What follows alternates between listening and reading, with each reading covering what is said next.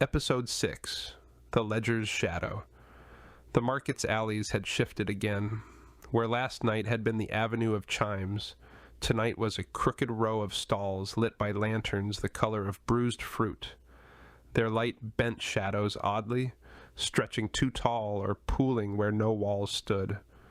Leora felt the change before she saw it, the same way a dream shifts from pleasant to uneasy without telling you why.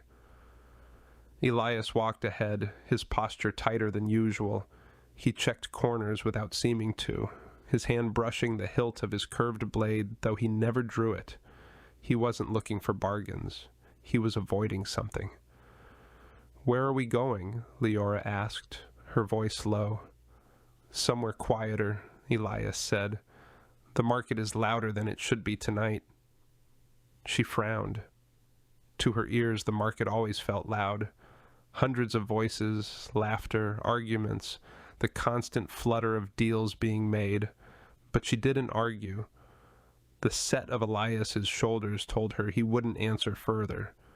They rounded a bend and found themselves in a space she hadn't seen before. The stall was small, almost plain, its wares a single stack of books. But the books weren't waiting to be read. They were writing themselves. Each page filled with ink that poured from no hand, words forming steadily in neat lines. Leora stepped closer, drawn to the faint scratching sound, though no quill touched paper. She caught glimpses. A child with fox ears stole a ribbon. A woman bartered her hunger for rest. A boy slipped into shadows he will not escape. The pages told the market's story as it happened. One book shivered as she neared. Its page turned, clean and empty. Then black lines began to scrawl across it. Her heart stopped. Her name. Leora. Only the first letters formed before the ink sputtered, blurred, and bled into nothing. The page went blank again, as if something had interrupted the act of writing. The book trembled once more, then stilled. She staggered back, pulse hammering. It tried to... "Don't look," Elias snapped, sharper than she'd ever heard. He grabbed her arm and pulled her away from the table. The merchant behind the stall was a narrow man with hollow cheeks and eyes like glass marbles. He tilted his head at Elias, not Leora. His voice rasped like dry leaves. "You walk beside one already marked." Elias froze. The man smiled without warmth. "The ledger knows you, knows the weight you owe." His gaze shifted to Leora, flickering briefly to the bulge in her pocket where the coin pulsed against her palm. "And it will know her soon enough." Elias yanked her away before she could speak.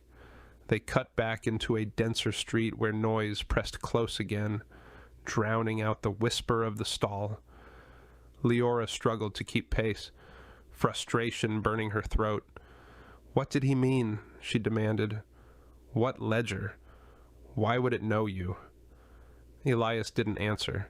He pushed through the crowd, jaw clenched. She caught his wrist. "Elias, your name was in the collector's book, wasn't it?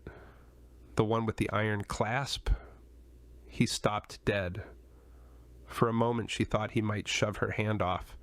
Instead he turned, his face pale in the lantern light. "You don't know what you're asking." "Then tell me," she shot back.